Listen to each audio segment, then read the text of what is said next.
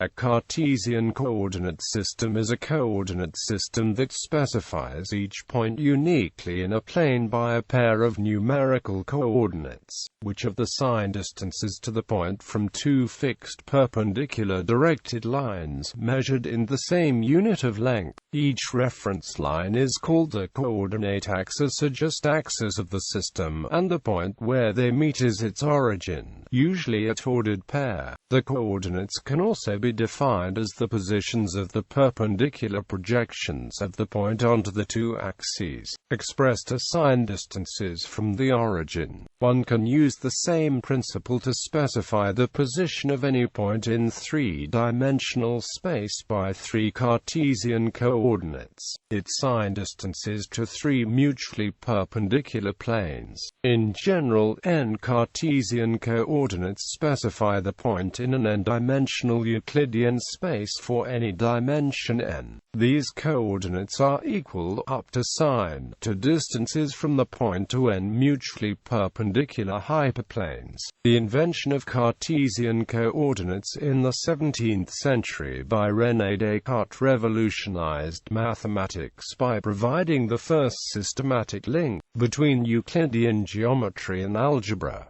Using the Cartesian coordinate system, geometric shapes can be described by Cartesian equations, algebraic equations involving the coordinates of the points lying on the shape. For example, a circle of radius 2, centered at the origin of the plane, may be described as the set of all points whose coordinates x and y satisfy the equation x2 plus y2 equals 4. Cartesian coordinates are the foundation of analytic geometry, and provide enlightening geometric interpretations for many other branches of mathematics, such as linear algebra, complex analysis, differential geometry, multivariate calculus, group theory and more. A familiar example is the concept of the graph of a function. Cartesian coordinates are also essential tools for most applied disciplines that deal with geometry, including astronomy, physics, engineering and many more. They are the most common coordinate system used in computer graphics, computer-aided geometric design and other geometry-related data processing. History. Nicole Orzma, a French cleric and friend of the Dauphin of the 14th century, used constructions similar to Cartesian coordinates well before the time of Descartes and Fermat. The adjective Cartesian refers to the French mathematician and philosopher René Descartes, who published this idea in 1637. It was independently discovered by Pierre de Fermat, who also worked in 3 dimensions, although Fermat did not publish the discovery. Both authors used a single axis in the treatments and have a variable length measured in reference to this axis. The concept of using a pair of axes was introduced later, after Descartes' La Géométrie was translated into Latin in 1649 by Franz van Schooten and his students. These commentators introduced several concepts while trying to clarify the ideas contained in Descartes' work. Many other coordinate systems have been developed since Descartes, such as the polar coordinates for the plane, and the spherical and cylindrical coordinates for three-dimensional space. The development of the Cartesian coordinate system would play a fundamental role in the development of the calculus by Isaac Newton and Gottfried Wilhelm Leibniz. The two-coordinate description of the plane was later generalized into the concept of vector spaces. Notations and conventions. The Cartesian coordinates of a point are usually written in parentheses and separated by commas, as in OR. The origin is often labeled with the capital letter O. In analytic geometry, unknown or generic coordinates are often denoted by the letters in the plane and in three-dimensional space. This custom comes from a convention of algebra, which uses letters near the end of the alphabet for unknown values, and letters near the beginning for given quantities. These conventional names are often used in other domains, such as physics and engineering, although other letters may be used. For example, in a graph showing how a pressure varies with time, the graph coordinates may be denoted T and P. Each axis is usually named after the coordinate which is measured along it, so one says the x-axis, the y-axis, the t-axis,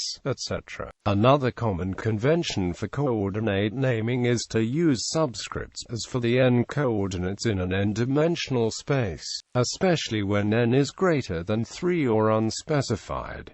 Some authors prefer the numbering. These notations are especially advantageous in computer programming. By storing the coordinates of a point as an array, instead of a record, the subscript can serve to index the coordinates. In mathematical illustrations of two-dimensional Cartesian systems, the first coordinate is measured along a horizontal axis, oriented from left to right.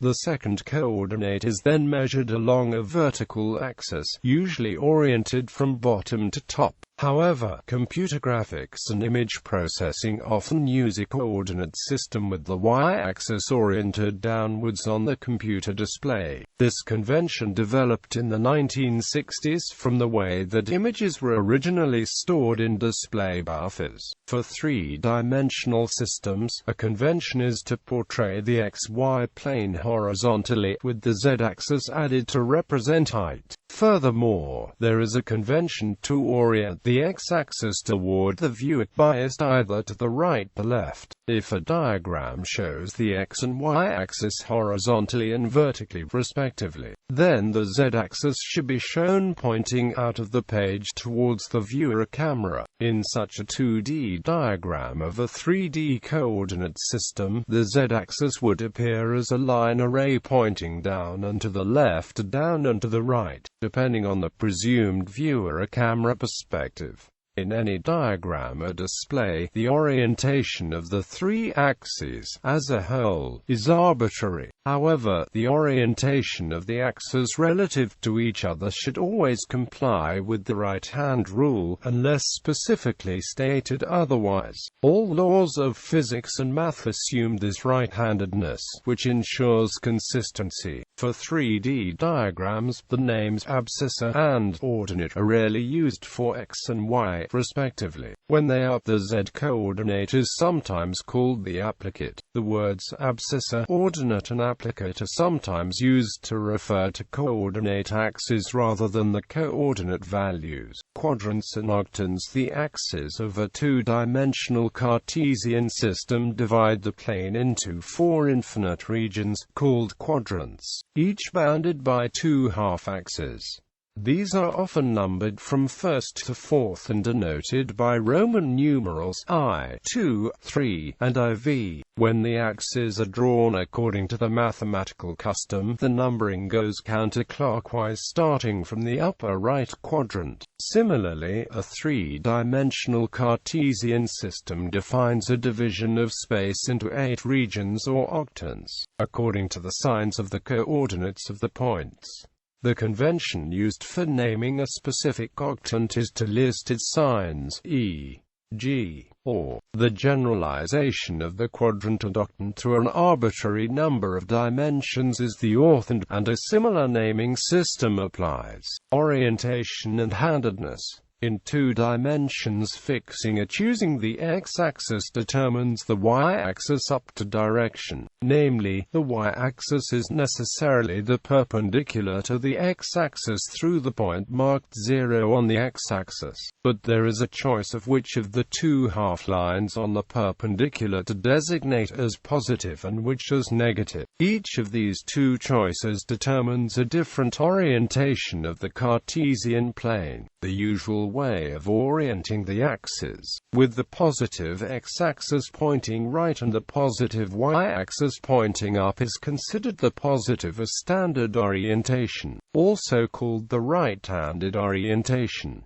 A commonly used mnemonic for defining the positive orientation is the right-hand rule, placing a somewhat closed right hand on the plane with the thumb pointing up. The fingers point from the x-axis to the y-axis. In a positively oriented coordinate system, the other way of orienting the axis is following the left-hand rule, placing the left hand on the plane with the thumb pointing up. When pointing the thumb away from the origin along an axis towards positive, the curvature of the fingers indicates a positive rotation along that axis. Regardless of the rule used to orient the axis, rotating the coordinate system will preserve the orientation. Switching any two axes will reverse the orientation, but switching both will leave the orientation unchanged. In 3 dimensions, once the x and y axes are specified, they determine the line along which the z-axis should lie. But there are 2 possible directions on this line.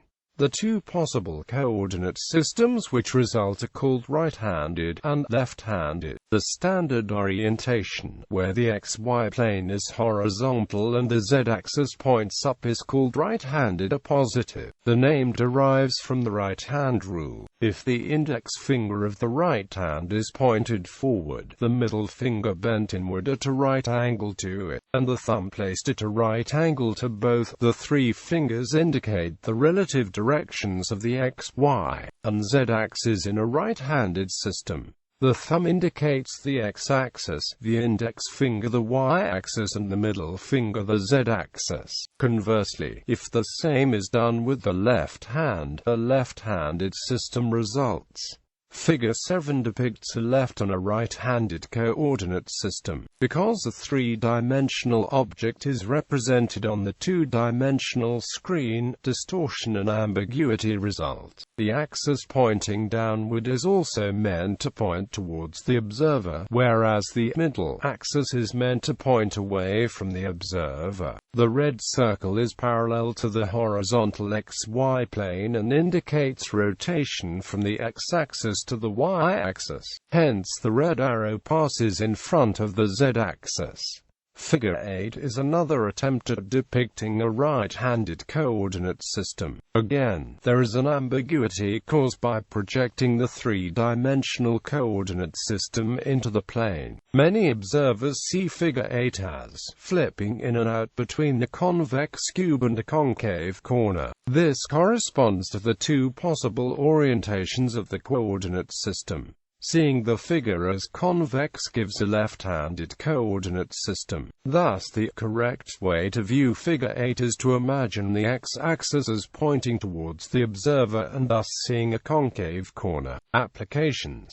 Cartesian coordinates are an abstraction that have a multitude of possible applications in the real world. However, 3 constructive steps are involved in superimposing coordinates on a problem application. 1. Units of distance must be decided, defining the spatial size represented by the numbers used as coordinates. 2. An origin must be assigned to a specific spatial location, a landmark. And 3. The orientation of the axis must be defined using available directional cues of the n-axis. Consider as an example superimposing 3D Cartesian coordinates over all points on the Earth.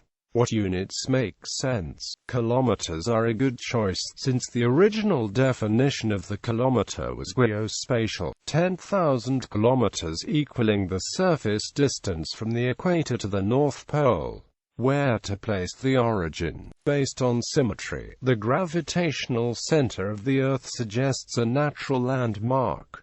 Finally, how to orient x, y and z-axis directions. The axis of Earth's spin provides a natural direction strongly associated with up versus down. Suppositive z can adopt the direction from geocenter to North Pole. A location on the equator is needed to define the x-axis, and the prime meridian stands out as a reference direction. So the x-axis takes the direction from geocenter out to Note that with 3 dimensions, and 2 perpendicular axis directions pinned down for x and z, the y-axis is determined by the first 2 choices. In order to obey the right-hand rule, the y-axis must point out from the geocenter to. So what are the geocentric coordinates of the Empire State Building in New York City? Using Earth radius equals 40,000 halves pi and transforming from spherical and GT Cartesian coordinates, you can estimate the geocentric coordinates of the Empire State Building equals.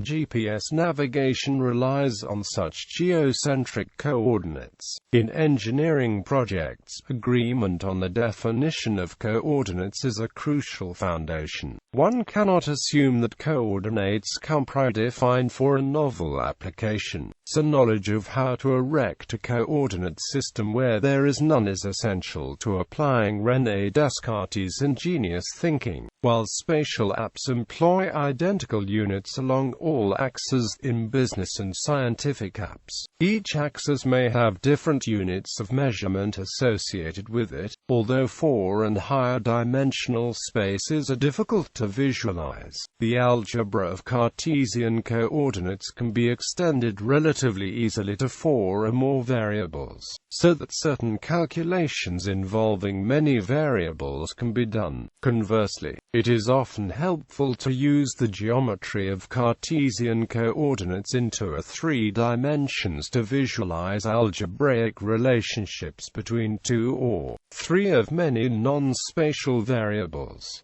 The graph of a functional relation is the set of all points satisfying that functional relation. For a function of one variable f, the set of all points where y equals f is the graph of the function f. For a function g of 2 variables, the set of all points where z equals g is the graph of the function g. A sketch of the graph of such a functional relation would consist of all the salient parts of the functional relation, which would include its relative extrema, its concavity and points of inflection, any points of discontinuity in its end behavior. All of these terms are more fully defined in calculus. Such graphs are useful in calculus to understand the nature and behavior of a functional relation.